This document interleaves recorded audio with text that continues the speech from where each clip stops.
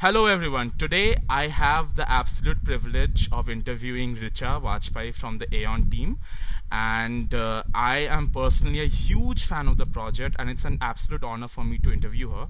So hey Richa, what's up? How are you doing? Hi there. Good, thanks.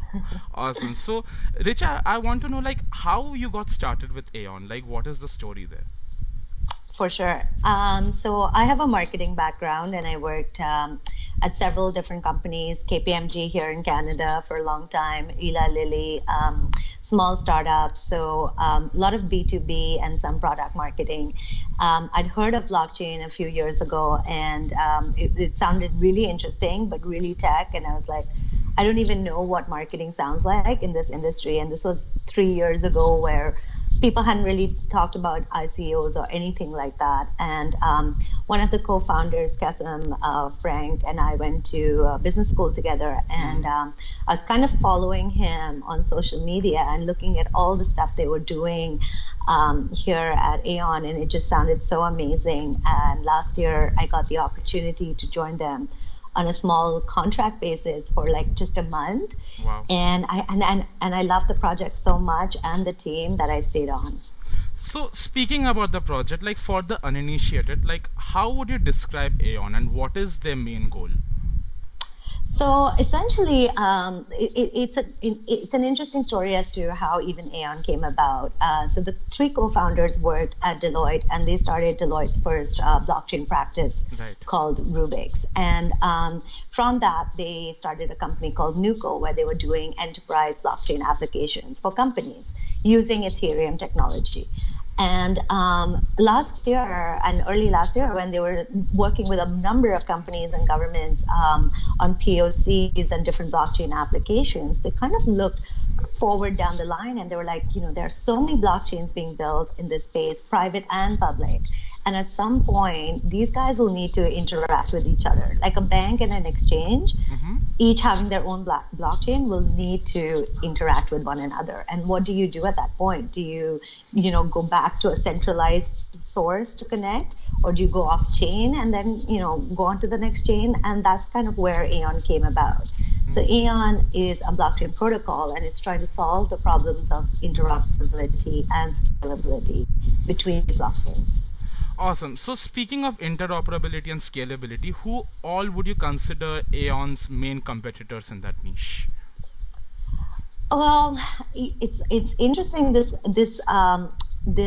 industry is so nascent, I would say, that I don't really think we look at each other as competitors, but more of like, companies trying to solve similar issues. So it's hard for me to call them competitors. It's almost like we're collaborators. Like I'm sure you've heard of the Interoperability Alliance that came about last year, and it was literally between AION, Icon, and OneChain, and I'm sure they're going to open it up to other companies. And it's because we're all trying to solve the same issues, and we all see this as something that the industry needs going forward. So we don't really think there should be just one winner. We do think that we'll all coexist, and there's space enough for us to coexist, but we need to work together to move the industry a step ahead. So it's more of a collaboration and less of a competition and a rivalry. Is that what you're saying? For sure. I think there's enough space in the industry not to have to compete at this stage. Awesome. Got it. So like a lot of people are very excited about the AIONix conference that's going to happen on 2nd May. Like, so can you give us an idea about what is going to go down in the conference? 100%. Yeah, we're really excited here as well. So AIONix is essentially our first developers conference. So we'll have a lot of our developers and researchers in-house talking about what they've been working on and what they've been building, as well as different unique aspects of the AION blockchain protocol. So that's going to be really great, as well as some of the different companies that are already building and looking to build on AION and businesses and what it means for them to have interoperability. Okay, got it. So I'm going to ask you some questions to get your perspective as a expert in the marketing field in the space. So when it comes to community, like a healthy community is very important for any project, right? So what all do you do for community maintenance from marketing perspective? Yeah, you're absolutely right. I think our biggest goal is with the community and the developers, and always thinking about them in everything that we do. And so our first step is AION X, which is going to launch a number of meetups, and we'd want to have one in Toronto every month. We've also been traveling a lot. I don't know if you've been following us, but to a number of developer conferences Yeah. around the world. There's some amazing talent everywhere we go, and we always try to host a meetup, have Matt speak, and talk about what's happening on the technology side, and talk about what they're doing, and really encourage the community to get involved in any way they can. So of course, developers, go to our GitHub, check out the code, contribute, and as well as people who are just interested in the space and are really passionate about what we're doing. If they want to help out with the marketing, or they want to really, analyze what AION's doing and talk about it, whatever it is, there's always an opportunity, and we always want to encourage that. That's awesome. So, like, I'm really curious to ask you this question because, like all the ad bans that are happening right now from Facebook and all those things, like, Yeah. from a marketing perspective, how much of a blow is it for all these ICOs, these ad bans and all? Um, I'm sure it is a blow, because I see ICOs who are still putting up banner ads about their project, and doing a lot of that mainstream marketing that we didn't really focus on during our own token event, and we didn't really do any of that. Mm-hmm. Um, uh, Honestly, like, it shouldn't be the way they market their ICOs. It really shouldn't. I mean, if you think about it, you're talking about a project, and we're a little more developed than where we were last year in the ICO space. Mm-hmm. So I would say my advice would be is, like, if you're just looking at putting a banner ad and hoping someone will click on it and give you money, that's not probably not the best approach. Definitely get out there, make some one-on-one connections, be at these conferences, talk about the technology, talk about the problem you are solving, and I think you'll definitely get a bigger ROI Mm-hmm. than an ad. So it really should not impact people as much as it is. They should be focused on building their communities on Telegram, Mm-hmm. being out there, being have a booth at a conference, and really getting out in the space themselves. So you're saying a good project would do well despite the bans? 100%. Okay, understood. So Richa, I'm very like curious to know like what all marketing strategies are you looking to implement in the future, especially now that Kilimanjaro is out, and can you give us a preview about any like juicy bits, like any partnerships that are coming up?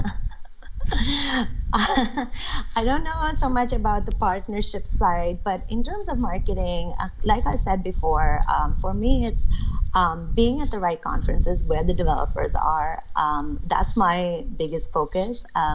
Having conversations like this, getting Matt to speak to community members, to people hosting podcasts and interviews, and gaining more exposure in about Kilimanjaro with the developers, hosting meetups, hosting one-on-one meetups, and enabling community ambassadors to host meetups in their own geographies Mm-hmm. is definitely one of our biggest aims this year. And we've already covered South Africa and a lot of Asia earlier in the year.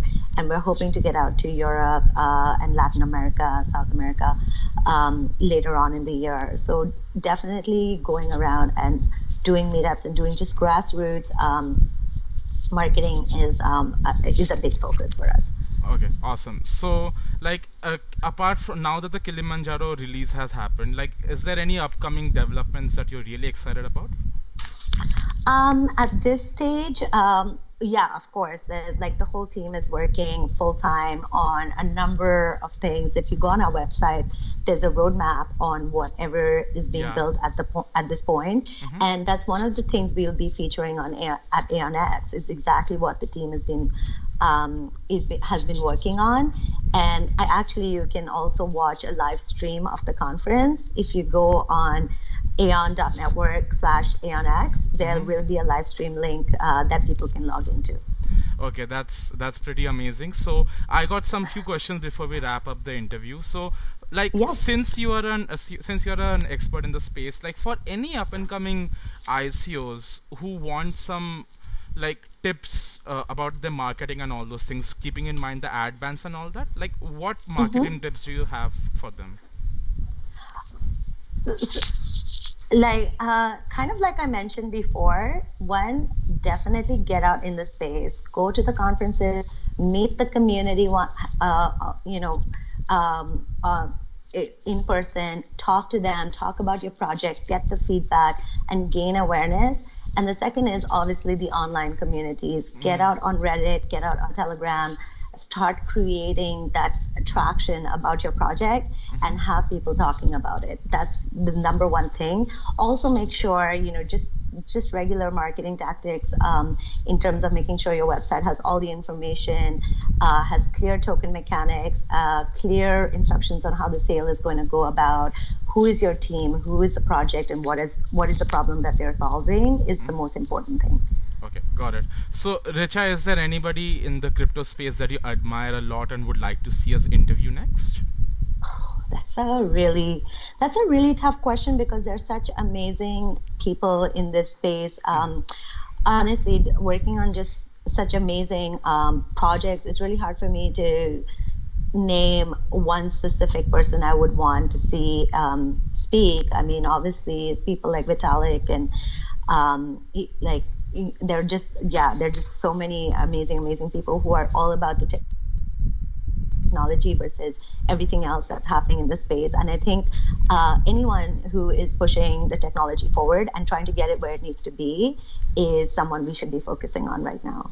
Okay, got it. So, finally, Richa, any parting words for the Aeon community and for our audience? Yeah, I hope you guys stay in touch with us. Get in touch with us on our website and follow our progress and follow the project. And see you at Aeon X. Awesome, awesome. Thank you so much for giving us your time, Richa. We really appreciate it. And as Thanks a so much. huge fan of the project, I do hope that you absolutely kill it. Thank you so much. Thank you. Thanks. Bye. Bye. So that was Richa. And I am such a huge fan of the Aeon project, and I hope that you enjoyed the interview. And I know that I learned quite a bit about the project and what goes on behind the scenes, so to speak. People tend to ignore the marketing perspective of any project, and it is a very stupid thing to do because it is one of the most critical parts of the project. So if you enjoyed what you saw and if you want to see more, then please do like and subscribe, share the video with all of your friends. You can obviously follow us on coinlive.io, that is coinlive.io, and you can also follow us on Twitter at coinlive_io, C capital, L capital, IO capital. We bring you the most unbiased, actionable, and objective crypto news out there. So I hope you enjoyed this, and please do stay in touch. Thank you.